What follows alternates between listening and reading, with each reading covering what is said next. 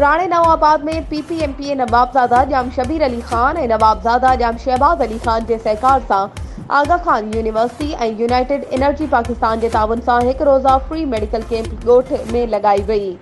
Free medical camp में आगा खान अस्पताल जे डॉक्टरनि ॻोठाणनि जे ग़रीब मिसकीन अवाम जा तिबी मुआयना करे मुद्दे जो बुखार, पेट जे सूर, मलेरिया, चमड़ी जी बीमारियुनि जूं मुफ़्त दवाऊं पिण ॾिनियूं।